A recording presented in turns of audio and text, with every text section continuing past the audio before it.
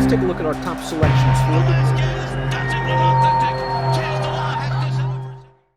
Everybody, Mike Beer here. We're going to head up to Canada for another stakes race here. Grade 3 action up at Woodbine on Saturday. Race number 9 is the Whimsical Stakes for 4-year-olds and up. Fillies and mares going to go 6 furlongs on the main track up there. Let's take a look at the field right now. Very well-matched field. I like races like this. 8 fillies and mares entered, and they're all sort of familiar with each other. A lot of these horses have races in common with each other. They squared off several times in the past. It feels like, they're pretty reliable horses overall. They always tend to show up with a pretty good performance. That makes trips very important in a race like this. And also you just have the layoff thing to deal with here, because these horses, for the most part, they're all coming back to make their first starts of 2021 here after racing was a little slow to get going up in Canada so far this year. So we're glad to have these horses back, and we'll see who's ready right off the layoff here in a pretty tough running of this Grade 3 Whimsical. Timeform US Pace Projector. We'll start off with that. The pace could certainly be important because, again, trips are going to probably play a part in this race.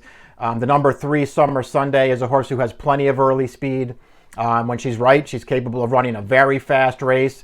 It feels like perhaps, getting in a field with all of these other horses who she has squared off with at different times in the past might wind up being a little bit too tough for her. But man, again, when she's right, she's very fast. She has some pretty solid figures on her card. She really likes the main track up here, 8 for 12 over the synthetic track at Woodbine in her career. And when she's right, she's very, very tough. So we'll see how she fires off the layoff, and we'll see how much speed is brought to the table by the number 5, Golden and Me, because Golden and Me, in a lot of ways, is the key to this race. She's one of 2 horses trained by Josie Carroll in here. And Golden and Me debuted early last year as a 4-year-old. She was already 4 when she made her debut down at Gulfstream Park on the dirt. And she looked good winning her career debut on dirt down at Gulfstream Park. Had good speed that day, got to the front, never really let that field into the race. Won clear at the end with this respectable 77 Beyer speed figure. Missed a lot of time after that race. Came back over this Woodbine track going 6.5 in an allowance race last November, and was really impressive winning that race. I mean, even more impressive than she was winning first time out. Once again, right to the front, always traveled strongly in there, never gave that field a chance to get into the race, and was just absolutely ridden out. 94 Beyer speed figure, a really impressive performance. And then that race prompted them to take her back down to Gulfstream Park at the end of the year and try a Grade 3 with her on the dirt. And she was awful in the Grade 3 Sugar Swore the last time we saw her. Got up close to the pace early. Never looked like she had enough horse to keep up in there. Was backing out of things by the time they got to the quarter pole, and had nothing through the stretch. The rider just wrapped up on her, and she finished last. Has missed, obviously, more time since then. And I think that's the real question with Golden and Me is, what are the issues that have been holding her back? Because she is a 5-year-old with only 3 career starts, and, winning debut, misses time after the debut, wins again, only gets 1 more start in, and is off for another layoff here. So she obviously has some issues, but she also obviously has some talent. And if she comes back ready to run in here and can make her way to the early lead, she could be very tough for this field to beat. She's a very interesting horse in this race, and I wouldn't take her chances too lightly. The 8-1 morning line feels like a very square price on Golden and Me. If you believe she's ready to run here, she's going to put blinkers on for this race.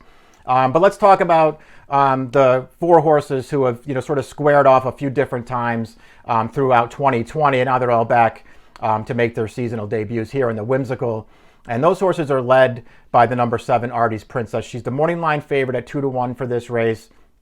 I think deservedly so. I mean, I don't think she has a big edge on this field, but she has won 5 of her career 6 starts over the synthetic track here at Woodbine, and that includes the Bessarabian. The last time we saw her in November, where she defeated 3 of these same horses. We'll take a look at the Bessarabian right now. Career best Beyer speed figure for Artie's Princess here.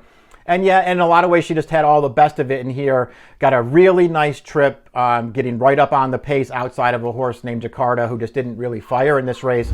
Took the race over in the stretch and manages to hold on at the end. I feel like, and I don't want to knock Artie's Princess at all, 96 Beyer for this win.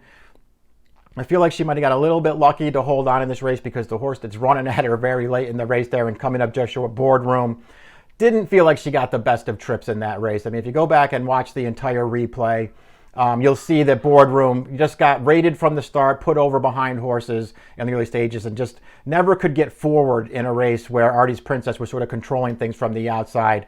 She finally had to be taken 4 wide coming to the stretch, and she put in a very game finish. It was too late. She couldn't make up the ground, but she ran really well. And while she had also been defeated by Artie's Princess earlier that year, back in September, in another race going 6.5 furlongs over the Woodbine track, that's another race where Boardroom had just had a really big excuse. Her rein broke right at the start of the race, and her rider was just never able to control her. So that's a race you just have to throw out. Other than that, the other 3 races and the Best Arabian, the fourth race, they're all really good performances for Boardroom. An impressive debut win going short, came right back and just dominated allowance horses in her second career start with an 85, won the Duchess after her rein broke in her prior start. She came back to win the Duchess with an 88 Beyer speed figure, then ran a 96 in her final start where she got a little unlucky. I just feel like this filly has a lot of talent. She's drawn perfectly on the outside in this field. We'll see how they wind up betting the race, but if she's not the favorite in here, then you could make a case that she's probably the horse that you want to bet in here. She'll have Lasix on for her 4-year-old debut. Some of the other horses could obviously win too. I think if I was going to go against the shorter prices, I would go to the number 1 Amalfi Coast. If only because she's proven herself capable of running a race that could beat a field like this. She has good tactical speed, so if they go fast in front of her, that's not going to affect her. She can sit off the pace and make a run. And while I didn't think she had as much trouble necessarily as Boardroom did in the Best Arabian last time, I didn't think she got a great trip in there.